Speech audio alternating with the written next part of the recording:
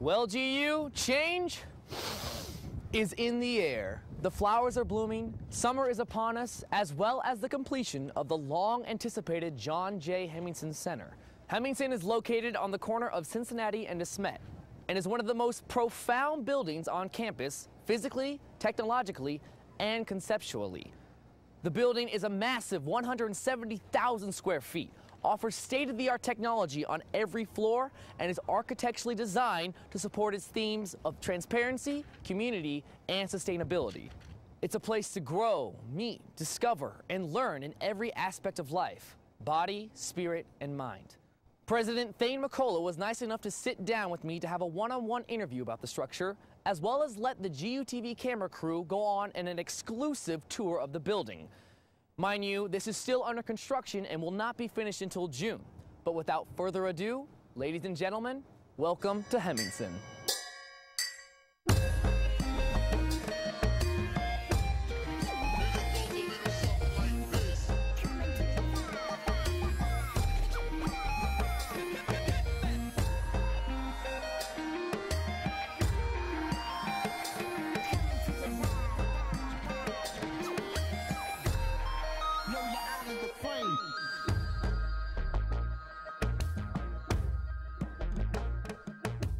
If the Hemmingson Center was a stepping stone to a brighter future and overarching goals, what would those be?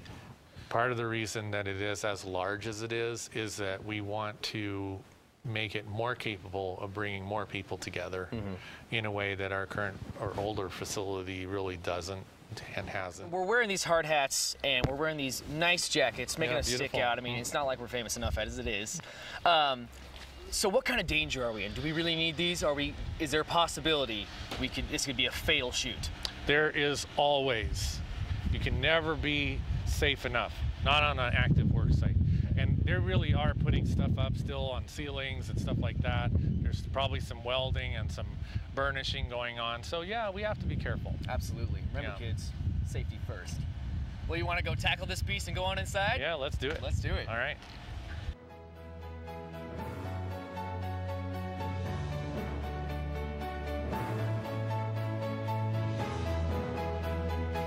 Are you ready?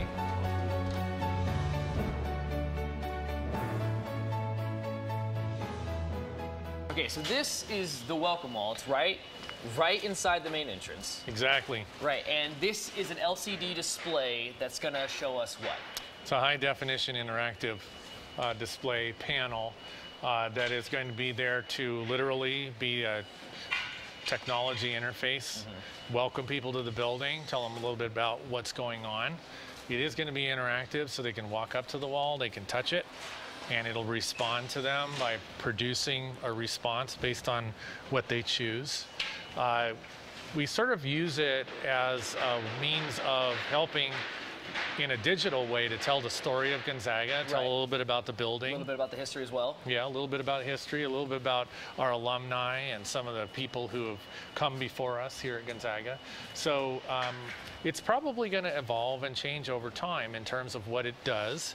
But initially, that's sort of our idea. Tell a little bit of the story of Gonzaga and a lot about the building itself. Okay.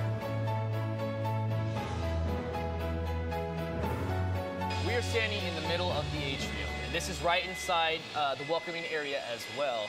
And correct me if I'm wrong, but this room, this atrium, is designed so you can see all the way up to the top and all the way down to the cog, correct? Right. So what was the purpose in designing it that way? Well, one of the major themes that really students advocated for was transparency and the ability to look and at any one point in time see what's going on in the building. It's really going to be a very active facility. There's going to be a lot going on at the sort of height of activity. And the idea was to really give people an opportunity to see all that was going on and see the connections between different places, while at the same time allowing as much natural light, especially into the atrium, but throughout the building as possible. Right, I see that from all sides we have windows in every single room as well, and in the top. And that's part of your sustainability thinking, isn't it? It is, yeah. We hope that that will allow people to minimize the amount of electricity that they actually need to use. in order to feel comfortable in the environment. So obviously there'll be supplemental lighting in private offices and that sort of thing. But the overall energy usage of the building should be decreased by having all these windows during the day. I mean, you stepped into office in 2009. Yes. Was this one of your first things that you decided? You said you came in, you said we need a new student center, or when did this actually begin to culminate in the ideas? No, the fact that we needed a student center was something that had been held for many, many years in the minds of people like Sue Weitz, who was the former vice president for Student Life. Right. So I was a student here and watched Foley being built. But while I was a student, Crosby was the library. And so when Crosby became available for another purpose, it was at that point that Student Life said, well, as a kind of interim measure, we'll take over Crosby. Right. And so it became not just the COG, but the COG and Crosby. Because when I was a student, the mailboxes were in the COG, student government offices were in the COG. I mean, everything was in the COG. Mm-hmm. And so Crosby became kind of a stopgap, long-term stopgap, towards what ultimately was imagined years and years ago as a new student center for the campus. So this has really been long in the imagination. And even the current project is the product of a process that was long in the planning. Certainly, I was aware of it. It was embedded as a goal in the strategic plan that was approved in 2005. Wow. So it's been long in the making. Now, for those of you who don't know what the wall is on campus, the wall is right next to the Crosby Student Center and is rented out by students to spray paint their own advertisements or messages, whether it's for a club, whether it's for performance or whatever. Yeah. But this is almost a tribute to the wall. This is the Zag wall. Yeah. It's a virtual version where kids can come up and literally just draw on it, correct? With their fingers. With their fingers. Yeah, it's going to be a high-density LED panel. Again, interactive by touch. The idea was that literally people could come up and it could be a piece of art that's technology based. And the images that they create or the words or the messages or whatever it is that they put on the wall is going to then be preserved for a period of time. And the concept is that preservation will exist for a little while and then it'll kind of start fading into the background. And the opportunity to create new images will, be presented. So when you say fade into the background, do you mean it's literally going to fade into like a perspective kind of thing? And exactly. Almost like, okay. Yeah, almost like a dimensional background. It's a time thing, yeah. Okay. And this is one question I had when we took our initial tour. Yeah. What's to stop the kids from drawing, let's say, an Adam's apple? Right. Nothing, actually. However, there is going to be an override opportunity that exists as there is on all technology in some form or fashion. Our hope is, of course, that people will use their best taste. Oh, yeah. But we do anticipate that there will be times when, that doesn't happen. Well, I imagine the freshmen in that case might... Well, I hope not. Hey, if I'm back an alumni, I'll tell them what's what. That's right. We need other people to help them know, how to be. But right across from the Zag wall is going to be a place where the technologists can actually look and see what's going on. And check it out and help other students with it or maintain any errors or support anything like that. Help edit. And this is the tech bar across the way, right? Yeah. You want to go check it out? Sure. Right behind us is the tech bar. Right. Well, if you want to come in for like some computer maintenance, right. Is it completely free? Well, I don't know if all the details have been worked out yet, but the concept was that everybody's got so many digital instruments now, right? They've got computers, they've got phones, all these different instruments. They need help, they need support. And so whether it's with apps or whether it's with something's fundamentally wrong or whether it's maybe printing support, we imagined a place where all that kind of stuff could be supported. And so that was the idea behind this space. Over here is the Marketplace, which is kind of the name that we're using for a convenience store or kind of a Whole Foods concept. Okay. So people can come and they can grab yogurt or sushi or even items if they live off campus that they might otherwise pick up at the store down the street, they can get here. So is this pretty similar to what Low Crow is like right now, or is it going to be even more so? I think it's going to be more expanded than Low Crow. Low Crow is pretty compressed. This is really intended to be, yes, some of the services that are offered there, but a more expanded array of items that are available for purchase. Right, and so they're actually, you put an emphasis on whole food, so we won't just have the snacks and the protein bars. Exactly. We'll actually have maybe fruits and vegetables, maybe some meat products. Milk, all that kind of stuff. That's fantastic. And is this one of those areas where you can use your dining dollars or Bulldog bucks to spend on food, or is this still cash? You got a good question. I don't have an answer. Okay. My guess is that you're probably going to be able to use Bulldog bucks here, but don't hold me to it. I won't hold you to that. Okay. And down here, right next to what's the marketplace, that convenience store, this is pop-out retail. Yeah, the idea here is that we have people coming to campus all the time who like sell t-shirts or posters, or they might be selling rings for graduating seniors. And we wanted to have a place where they could come, even if they're not going to be here for very long. Maybe they'd hang out for a week or a day, and just creating a space that can support that kind of activity, even retail activity, was really important to us. So that's what this is here for. Will this be rentable, or will this just be come and sell, or how will the actual logistics of this work out? Yeah, my guess is, as is commonly the case, it's going to be some form of a rental agreement, although there may be situations where students are trying to hold a sale for something and we just want to support that activity here. So it could be the Zambia Gold honey product, for example, and it's in support of a club or an organization. This might be a place where they could do that.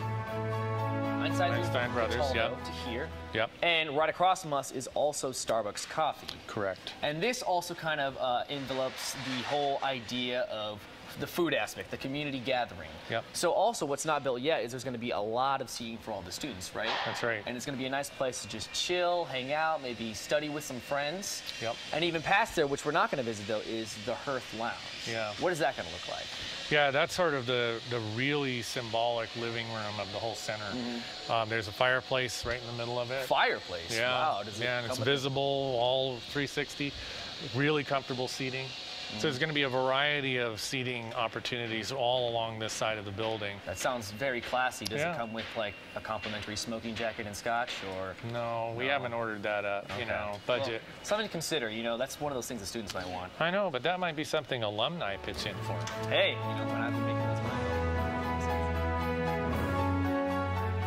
We're still walking down the first floor corridor. We're coming up on the cog. We are, the cog. We'll swipe in as students. Okay. Right?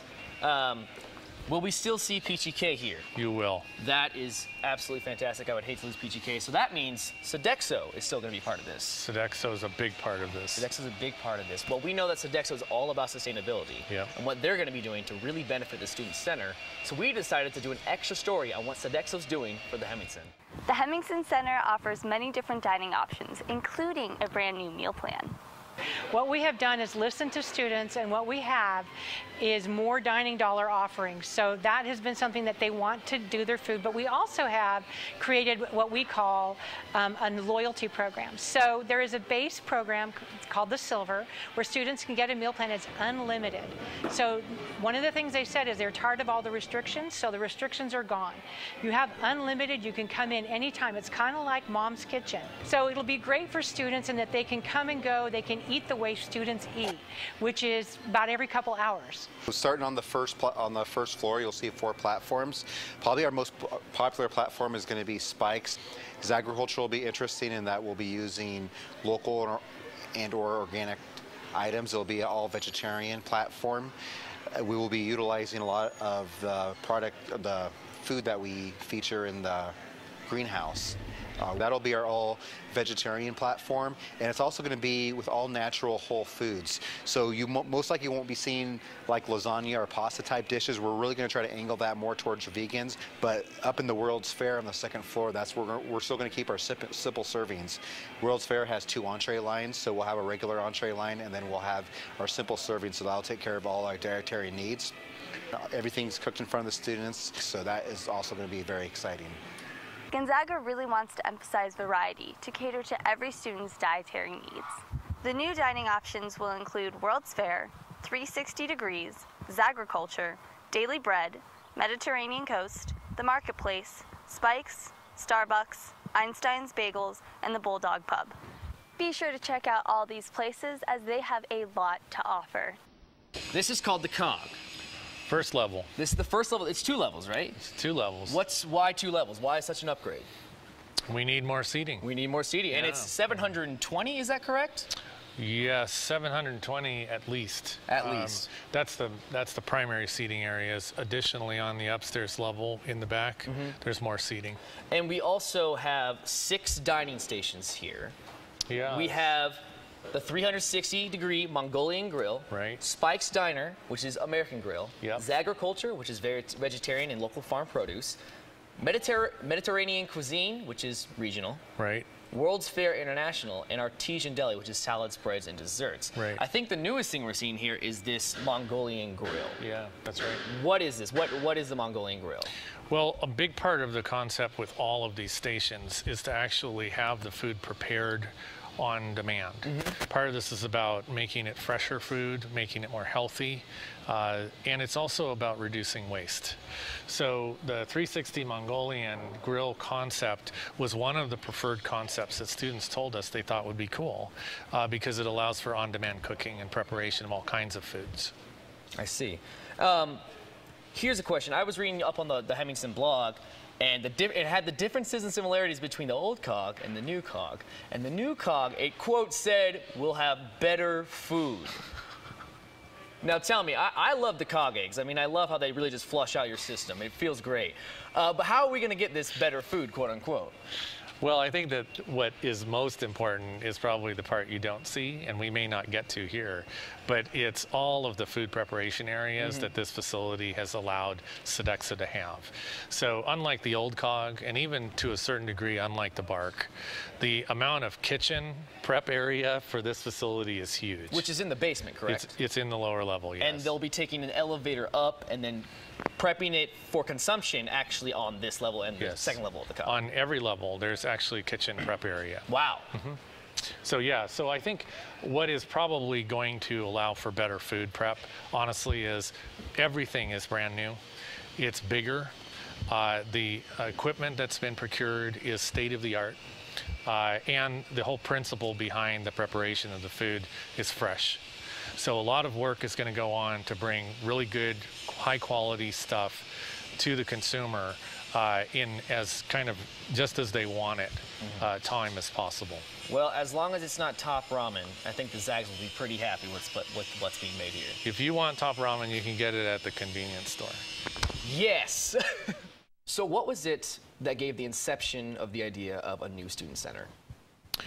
Well, absolutely, the first thing is need. I mean, the cog that we had, the old cog, if you will, the first cog, was built in the 50s, and its scale and its age both really demanded, in view of all of the on-campus residential growth that we have seen over the past 15 years, that we provide something that was going to be of a better, more appropriate scale for the students on campus.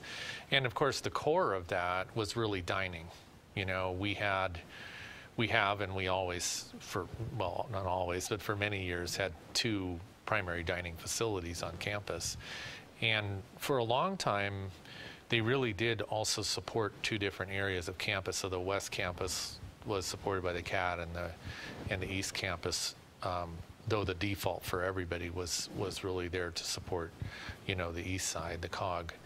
But it just got too small. And in addition, it was the place where people would have dances and stuff like that. And again, it just got too small.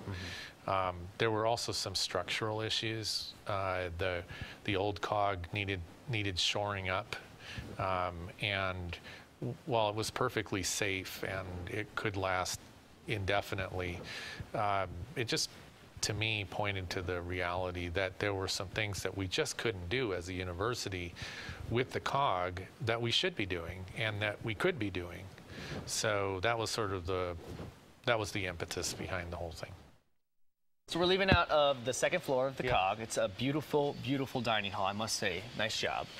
And as we're coming out here, we have elevators nearby. And I know that those elevators lead down to the basement where there are some water heaters, correct? Pumping, yeah. Pumping heaters, okay. Yeah, yeah. And that's also helped us get LEED certified, correct? Yeah, it's a really significant part of it, actually. The primary heating and cooling system for the building is actually geothermal. We're sourcing water from the aquifer, pumping it up, bringing it through the building, and then pumping it back down into the earth. Well, we actually did a lot of our research on our own on what else the Hemmingson Center is doing specifically for sustainability. The new Hemmingson Center has been designed and built from the ground up to be in harmony with the planet. The U.S. Green Building Council has certified it LEED Gold, putting Gonzaga among national leaders in sustainable design. To get there, we had to do a number of things, everything from very visible attributes of sustainability, like the bike racks that you'll see outside, to literally hundreds of feet underground. There's ground source heating and cooling systems that will help heat and cool the building without the use of fossil fuels. The entire construction process has been environmentally conscious as well. By using locally sourced materials, a great deal of emissions are avoided in transportation, and the wall treatments and furniture inside have low toxic capacities. All of these measures are in line with Gonzaga's mission. St. Ignatius calls us to be in balance before our created gifts, and I think that kind of sets the stage for a really missioned response to sustainability. The sustainability measures of Hemingson will impact the entire student experience. For example, the greenhouse behind me will grow food that will be served on campus, and the design of the building won't just help for a healthier planet. You can see behind us there's a lot of daylight or open glass spaces that will let students and occupants of the building be exposed to sunlight and daylight, which I think science shows that that's just better for us as people who spend a lot of our time in buildings. It's just going to create an atmosphere that is healthy for them. So healthy buildings make healthy people. Here we are. Well, I don't know about you, but I'm a little tired from this tour. Why don't we, I know it's 11:30, but how about we get a drink, huh? Yeah, it's a little early. No. Yeah, I think so. In reality, the drinks start at 5, but all day this is a restaurant, right? It is. And this is the Bulldog. We talked about this briefly in the interview before. Yeah. And this is kind of a tribute to the old Bulldog that was around for 65 years until 2012 on the corner of Sharp and Hamilton. That's correct. In fact, we even have the original Bulldog sign right over here. That's right. What went into you, let's start walking and check this out. What went into actually deciding this was going to be a bit of a tribute to that old spot? Well, the whole concept of having a pub on campus was something that we had really long imagined as part of the facility. But the idea of naming it the Bulldog and representing that old institution as part of the Gonzaga neighborhood was really the idea of a couple of benefactors, alumni of ours, who really thought that it would be important to recreate that kind of theme. This is the group study lounge, and I gotta say, I'm a little scared to stand here because there's no bottom supports. No, there isn't. How is this staying up? It's being lifted from above. These pillars here are actually what's holding this entire cantilever up from above. Now that's quite the engineering feat, wouldn't you say? It is. It's a hard thing to do. Very complicated part of the project. And you specifically asked for this, right? They originally were going to put some bottom support, and you say we can't have that. Yeah, the architects really wanted to create this concept of a cantilever, but I said, you know, I'm concerned if it involves like a pole or a set of poles holding it up from below. Is there any way that it could be suspended, or they could just simply feel like it's floating? So they were able to accomplish that. Absolutely. Well, I'm quite skeptical, and I'm kind of scared. I'd still like to walk at graduation. Yeah, but you don't want to jump up and down? Please don't humor me with the idea. But this will be an area where students can come and study more of in kind of a social environment, right? And we have this beautiful, beautiful vista of campus from all angles. Yeah, no, that's right.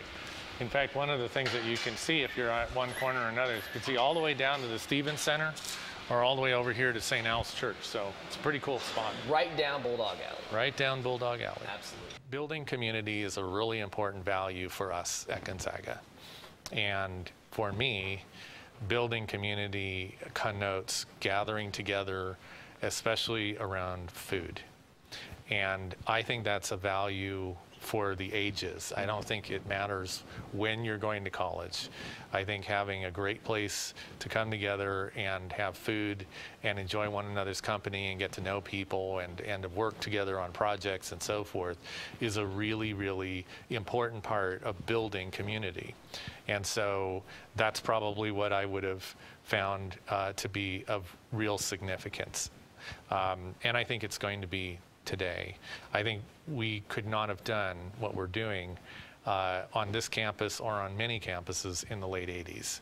The opportunities that advances in food service and advances in even the concept of what it is that food means to people and what it's doing for people didn't exist in quite the same way in the late 80s. So I'm really happy we're not quite in the late 80s anymore in that regard. Yes. But this is also going to be a building that is going to allow people to gather and be with one another in a lot of different ways. Right. I mean, there's going to be casual space, there's going to be study space, there's going to be meeting space, there's going to be a place where people can come together and watch a film. My hope is that people really do kind of see it as their living room, that the bedroom is wherever they live, you know, in the residence hall, but the thing that they know is there and it's there for them, and it's kind of been designed with this intention, is this living room that is the center. Right. And it's got little nooks and crannies and opportunities for people to really feel comfortable as if they understand this to be an important part of their home while they're here. This whole third level is the conference level. That's what you called it, right? It's certainly going to be a level that's very important for us in terms of gathering people together for meetings, for study, and indeed during the summertime for summer conferences. Gonzaga hosts a lot of groups during the summer, and we want to be able to welcome them and to support their work. We're going to be able to do a better job as a result of the rooms that are on this level. And so we're going to have GSBA and Student Life move over here. Yep.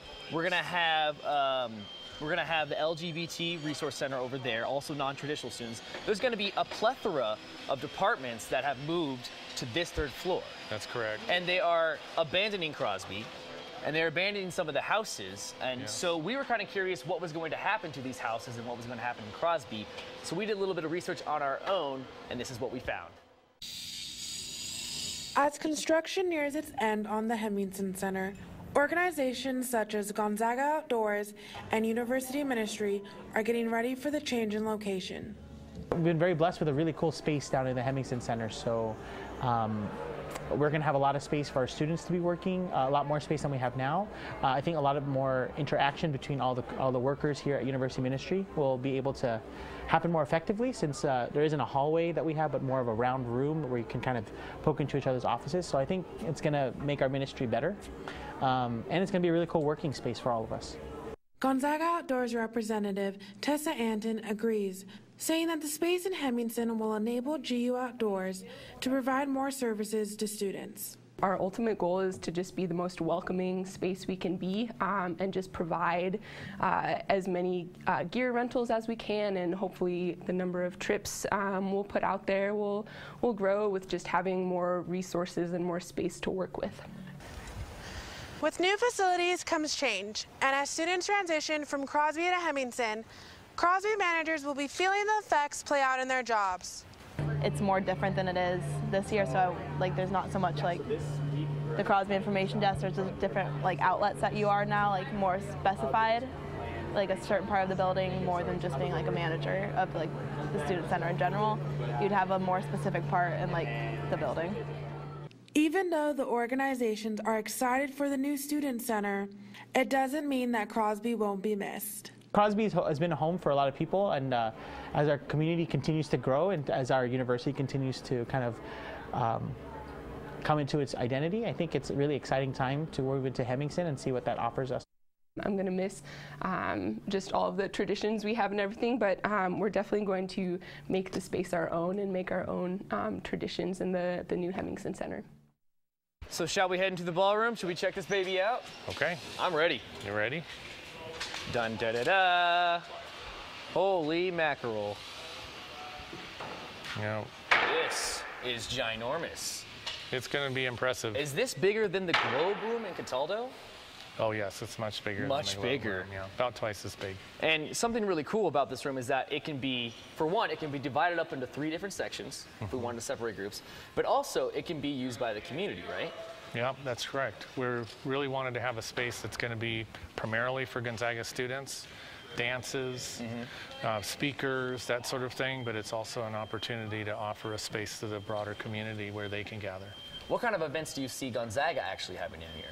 You know, I think that there's all kinds of things. We don't do it frequently, but we have really important dinners every year where we gather people together who are supporters of the institution. I think, you know, some of the dances that we've had at the Cataldo. Maybe the gala events? The gala events. Gala events, sorry. A lot of presidential speaker series, a lot of opportunities to host in a bigger venue, people who we know we could fill the room with, but we just haven't had a space to have them in. Well, I want to test how big this actual room is. So I brought a Frisbee. Would you be willing to throw a Frisbee in here? Probably not. Probably not. Well, we'll leave that for Mulligan Field then. How about this? It's a ballroom. How about a dance? Yeah, you know, maybe later. No? I'm a little heartbroken. I was feeling like the prettiest girl at the ball, but not anymore.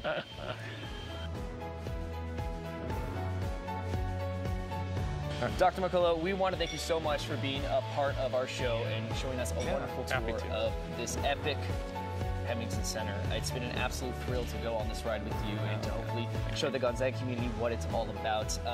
We're so thrilled by this that we have a little gift from the GU Broadcasting Department. Oh, cool. Thanks. And these are shirts from the Ask Professor Dan show. Cool. We have one for everyone in your family. And you want to hold this to the camera? Sure, you bet. This is what our first broadcasting class, usually for sophomores or freshmen, do. This is our cyber game show. It's actually premiering next Tuesday, I believe. This will be after this is produced. But it's just a little gift that you guys can rep what GUTV is all about. And that's about learning and showing people what the community is like. Yeah, and is doing. Well, thank you. Really appreciate having an opportunity to show you this great facility. It's going to be fantastic. I can't wait to come back and see it. All right. Thank you, sir.